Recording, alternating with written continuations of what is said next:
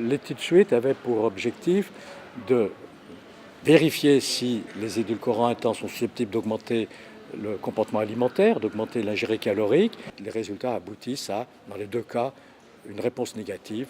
Les édulcorants intenses n'augmentent pas la prise alimentaire.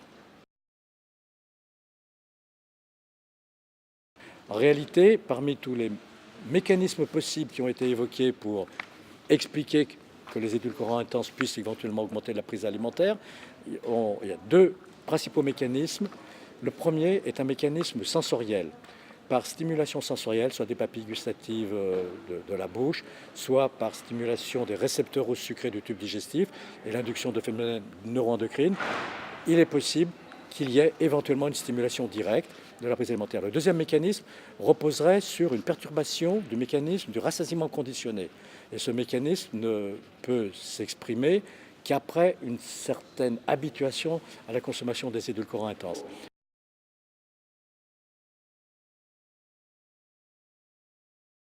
Bien, comme je l'ai précisé, les deux hypothèses ne pouvaient pas être étudiées en même temps. En effet, la deuxième hypothèse, celle d'une perturbation du mécanisme du rassasiement conditionné, nécessite, puisque c'est un conditionnement, un certain temps pour s'établir. Donc elle ne peut être étudiée que sur des sujets consommateurs habituels d'édulcorants intenses. Réciproquement, la première hypothèse nécessite d'être explorée chez des sujets qui ne sont pas consommateurs habituels d'édulcorants intenses, parce que si on prenait des sujets consommateurs habituels et qu'on observe par hasard effectivement un effet délétère des édulcorants intenses, on ne pourrait pas savoir si cet effet délétère est dû à la perturbation du conditionnement ou à l'effet sensoriel.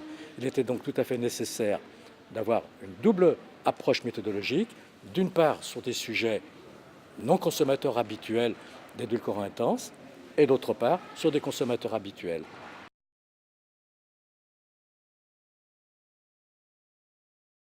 Aussi bien sur les sujets non consommateurs habituels de boissons ou de produits sucrés avec des édulcorants intenses que sur des sujets ayant l'habitude rendus consommateurs habituels, nous avons observé que la consommation de boissons édulcorées par des édulcorants intenses ne modifie pas leur comportement alimentaire, leur ingéré calorique totale, comparativement à la prise d'eau pure comme boisson contrôle.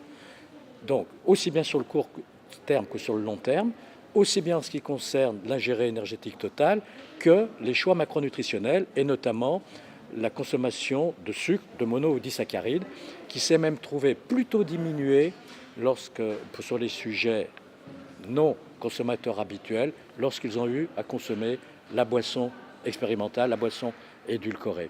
De même que les sujets consommant la boisson sucrée par édulcorant intense orientaient plutôt leur choix vers moins de consommation d'aliments sucrés et également, finalement, la motivation alimentaire mesurée par échelle visuelle analogique, la sensation de faim, la sensation de plénitude gastrique, la sensation d'envie de manger n'a absolument pas été modifiée par les édulcorants intenses comparativement à l'eau pure.